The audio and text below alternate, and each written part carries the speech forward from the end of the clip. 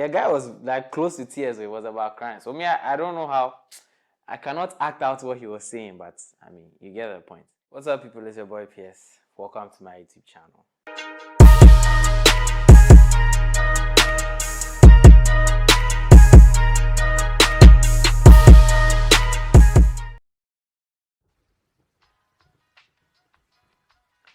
Now, I was hoping to have a lot of videos out by July, but it's quite unfortunate. I've had just 2 videos, like last year. But I mean, I'm not going to repeat it. I'm going to do my best to do my best.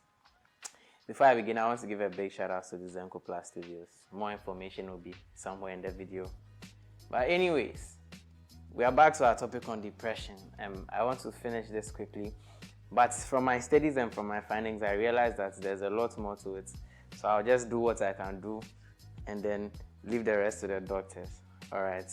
So one of the things that moved me into trying to talk about depression is some years back, I think a year ago or 2, we were getting ready to write exams. I mean, that's one of the things. Alright. So we're getting ready to write exams, and then I was on my way home with a friend. We were in the same neighborhood. He just stopped the taxi. I sat in with him, and then we were making our way home. So as we were going home, I realized that he was uneasy. His hand was on his face all the time, and I was like, bro, what's up? I don't want to mention his name. I was like, bro, what's up? And then he was like, Charlie, he's going to the hospital, but he doesn't think he can write his exams. And I was like, hey, why? He was like, Charlie, he has been feeling depressed. And the guy was like close to tears. So it was about crying. So me, I don't know how. I cannot act out what he was saying, but I mean, you get the point. So he was like, Charlie, he's feeling depressed. And I wanted to ask what about. So I mean, he went to the doctor, he got some medication. When we were writing the exams, he was around, he was writing the exams, he was bubbly. So I believe that some of his problems were solved.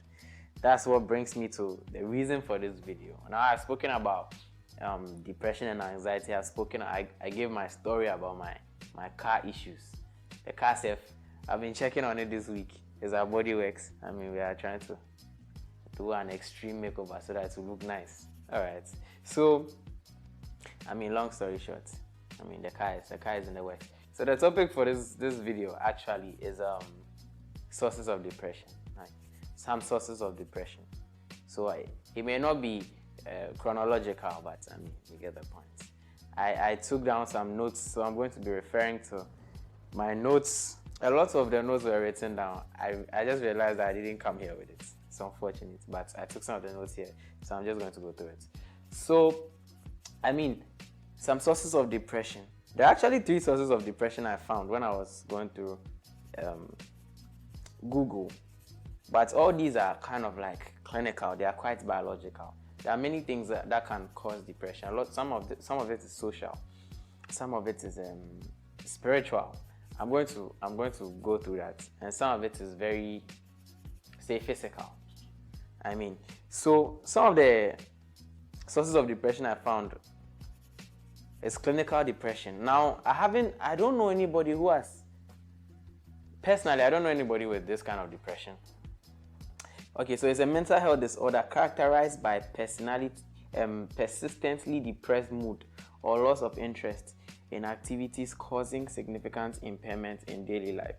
So there's this psychologist that I watch a lot. His name is Jordan Peterson. I think I've mentioned him before. You can go and check out his content. He always talks about how he's clinically depressed, how he's depressed, and then that's, I don't know if he's within that, but there's clinical depression, there is persistent depressive disorder, and then there's bipolar.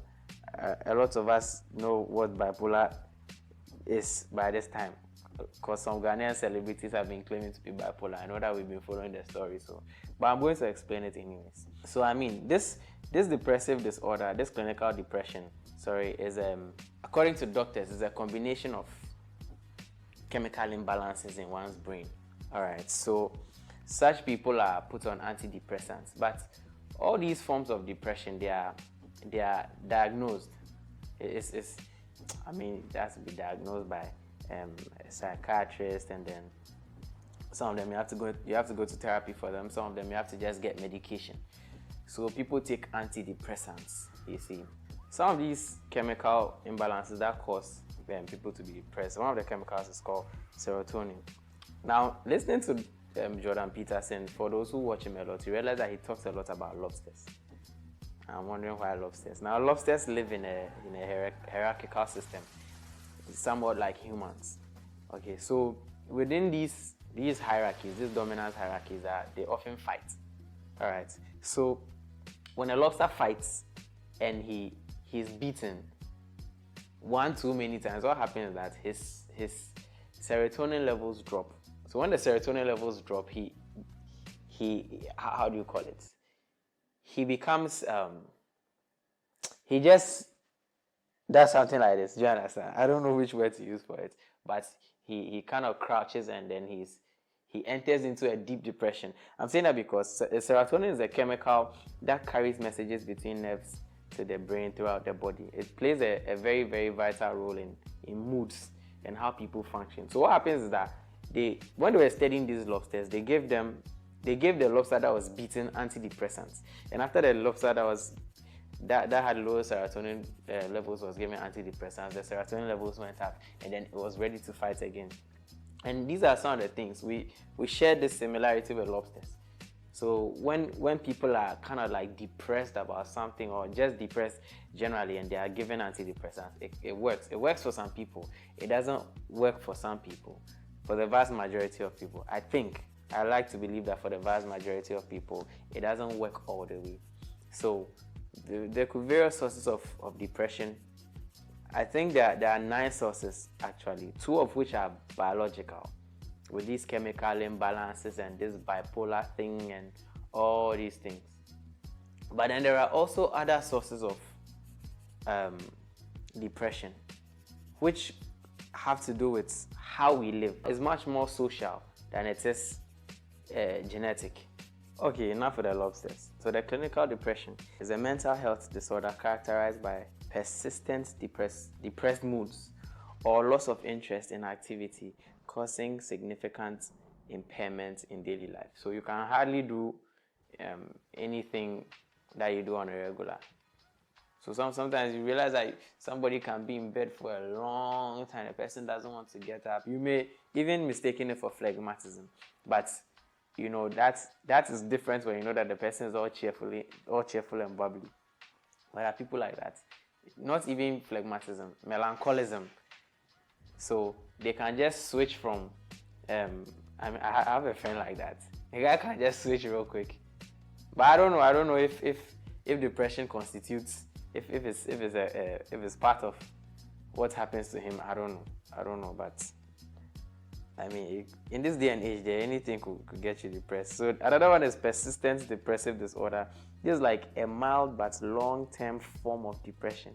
Now I hear that this thing can go as far as 2 years. How can you be depressed for 2 years?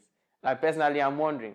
I'm not taking a jab at anybody who has been in this state, but I mean, it's hard in Ghana to get depressed for 2 years straight or more. Like you're constant on a regular. That's hard. That's really hard. The next one is bipolar disorder. Bipolar disorder. That's according to what I'm getting. It's a disorder associated with episodes of mood swings ranging from a depressive low state to a manic high. So, person becomes like some kind of maniac. At one time the person is on a low, another time the person is on a high, the person is ranting. It's like the person is cool and hot at the same time, like ice and fire. You get my point? And the switch is kind of instantaneous. But I mean, it's a depressive state. I mean, it's like the low prepares you for the high. It prepares you for an explosive high. But let me talk about it from another, the bro science. What the bro science is also teaching us. Bro science is like when you go to the gym and then, there is actual science as to how to get bigger, as to what to use, what to take, and then there's bro science. What the gym people think, or how they feel like. They feel like this is what is going to get you bigger instead of the science. So they tell that do crunches, like crunches will give you 6-pack abs. if you have a big tummy. Crunches don't give you six-pack abs when you have a big tummy. It's bro science. It could make the muscles underneath the fat thick or hard, but the fat won't go away. Fat is carved off in the kitchen. Six-packs are cooked in the kitchen, so you have to just change your diet, and that's the science. Or you have to work out extremely hard and get on a caloric deficit. You get it? So that's the science, but then the bro science is also telling you that, you know, you have to. I mean, fat loss is quite comprehensive. The sciences will also tell you that. Why am I even going to fat loss? But let me talk about it shortly. The sciences will tell you that there are certain people who pack fat in certain parts of their body. For me, currently I have skinny arms and probably a fat face. So I know that fat gathers in my face, my gut area, my thighs. You get it? So I'll have to comprehensive workouts, maybe some running. And the fat in my gut takes a while to go away. But the one in my thighs and my face, I mean, they go away real quick. So you just have to understand your body, and then you have to know what to do. But usually, what takes out fat from the body is a well-rounded, comprehensive workout. You get it? So yeah, so back to the bro signs of, I mean, depression. I think that personally, when I look at it, I think that depression is a sign. You know, when people on my status, when I keep posting, and when people look at me, they seem to think that, a lot of people seem to think that I don't have anything bothering me, or I'm this strong. I have people I talk to. But you see, I realize that usually when I'm depressed about something, or when I'm bothered about something, is a signal. And often it's telling me that I don't like my current state and I need to do something about it.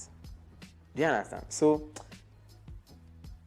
depression is more of a signal than it is a disorder. That's how I feel, because I mean, how can you, like, it doesn't make a lot of sense when it's like, you know, you are diagnosed with a depressive some kind of disorder of a sort, and then you are constantly, you have to be on meds, on antidepressants. How long are you going to survive on that? So there are several causes. One cause is a social cause. That social cause is comparisons. We compare ourselves to ourselves, and we often compare people's highs to our lows. So for example, we get on social media. I think that's one of the major sources. Science has proved that. Facebook, Instagram, it has proved that a lot. Then people kind of like commit suicide by the numbers. I remember I was watching a video. This video I was watching, and talking about suicide, when I'll get to Asia and India. So I was watching a video, right? And the video I was watching, there was this girl who lost her, I think she lost her mom. When she lost her mom, she was left with a lot of money. All right. And so when she realized how much money she had, she started trying to mimic people that she was looking up to. So she went to a restaurant. I mean, the restaurant that she went to the restaurant because one of her celebrities had gone there and took a picture of some food they ordered, and she also ordered the same food and decided to take a picture of it and taste it. And after she took a picture of it, she posted it just like her celeb crush or whoever. After she tasted the food wasn't nice, and then and the food was really expensive. So I just sat back and I thought about it. I was like, hey, people are having a serious case of identity crisis, and they always want to live like others, and that's one serious source of depression: identity crisis. You see, people don't know who they are, but that is the thing.